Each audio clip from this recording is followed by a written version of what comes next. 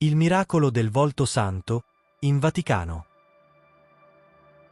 Il miracolo del volto santo del 1849, avvenuto nella Basilica di San Pietro in Vaticano, è un evento straordinario che si colloca in un periodo storico particolarmente turbolento per la Chiesa e l'Europa intera. L'anno precedente, il 1848, era stato segnato da rivoluzioni in tutta Europa, con insurrezioni che miravano a rovesciare le monarchie e a instaurare regimi democratici.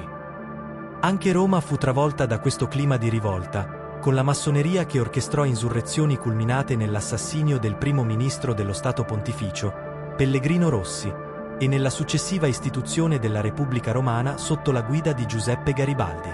Questo costrinse Papa Pio IX a fuggire in incognito dalla città, trovando rifugio nella fortezza di Gaeta, a sud di Roma. Prima di questi eventi, la monaca carmelitana francese, la venerabile Suor Maria di San Pietro, 1816-1848, aveva ricevuto rivelazioni da Nostro Signore, che le aveva annunciato l'imminenza di rivoluzioni violente e aveva indicato la devozione al Santo Volto come rimedio contro il comunismo nascente. Nel gennaio del 1849, mentre ancora si trovava in esilio, Papa Pio IX ordinò che in tutte le chiese di Roma si celebrassero preghiere pubbliche per invocare la misericordia divina e il ristabilimento dell'ordine nello Stato Pontificio. Tra le pratiche devozionali prescritte, dispone anche l'esposizione alla venerazione dei fedeli di due delle reliquie più sacre custodite in Vaticano: il legno della Vera Croce e il velo della Veronica, il panno che porta impresso il volto di Cristo. L'esposizione delle reliquie si protrasse per 3 giorni. Il 6 gennaio 1849 avvenne un evento prodigioso che lasciò stupefatti i presenti. Il velo della Veronica, solitamente protetto da un sottile strato di seta che rendeva quasi indistinguibili i tratti del volto santo, si trasformò improvvisamente sotto gli occhi dei canonici della Basilica Vaticana, che stavano recitando preghiere di supplica. Il volto divenne straordinariamente chiaro e luminoso, assumendo una colorazione vivida, quasi come se fosse vivo.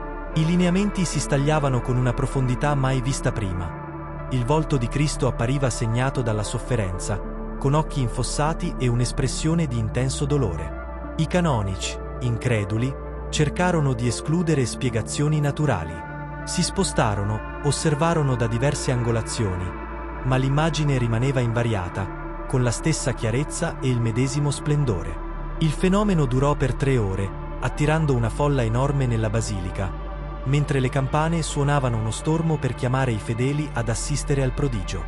L'evento venne immediatamente documentato da un notaio apostolico e il resoconto fu inserito nel registro ufficiale della Basilica Vaticana. Un rapporto dettagliato fu poi inviato a Papa Pio IX, ancora esiliato a Gaeta, portandogli grande conforto e il segno che le sue preghiere e quelle del popolo erano state ascoltate dal cielo. Nella stessa serata del miracolo, alcuni veli di seta bianca vennero posizionati sulla sacra reliquia della Veronica, ricevendo così l'impronta del volto santo. Questi veli furono poi messi a contatto con la Vera Croce e con la lancia che trafisse il costato di Cristo, diventando reliquie secondarie destinate alla venerazione in diverse parti del mondo, tra cui la Francia. Per i successivi 75 anni, il Vaticano continuò questa pratica, realizzando copie dell'immagine miracolosa del volto santo e inviandole a chiese, conventi e persone devote. 2 di queste immagini furono spedite in Francia al venerabile Leo Dupont, chiamato anche il Santo Uomo di Tours. Egli collocò una delle immagini nella sua casa e accese una lampada a olio davanti ad essa in segno di venerazione. Ben presto iniziarono a verificarsi guarigioni miracolose tra coloro che pregavano davanti al Santo Volto e vennero unti con l'olio della lampada. Questi prodigi si moltiplicarono per 30 anni, al punto che Papa Pio IX definì Leo Dupont uno dei più grandi operatori di miracoli della storia della Chiesa. Grazie a queste meraviglie e all'influsso della profezia di Maria di San Pietro, la devozione al Santo Volto ottenne il pieno riconoscimento ecclesiastico. Nel 1885, Papa Leone XIII istituì ufficialmente l'Arciconfraternita del Santo Volto con portata mondiale. Successivamente, Papa Pio XII proclamò il Martedì Grasso, vigilia del Mercoledì delle Ceneri, come la festa liturgica del Santo Volto per tutta la Chiesa cattolica. Il miracolo del Santo Volto del 6 gennaio 1849 non fu solo un evento straordinario di natura soprannaturale, ma assunse un significato profetico e spirituale profondo. In un'epoca in cui la Chiesa affrontò persecuzioni, rivoluzioni e l'avanzata di ideologie contrarie alla fede cristiana, il volto di Cristo si manifestò in modo miracoloso, come a ricordare la centralità del sacrificio redentore e la necessità di affidarsi alla preghiera e alla devozione per superare le difficoltà.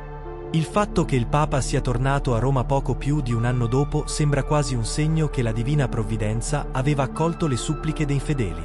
Ancora oggi, la devozione al Santo Volto continua a essere una potente fonte di grazia e di protezione spirituale, così come fu rivelato alla mistica Maria di San Pietro.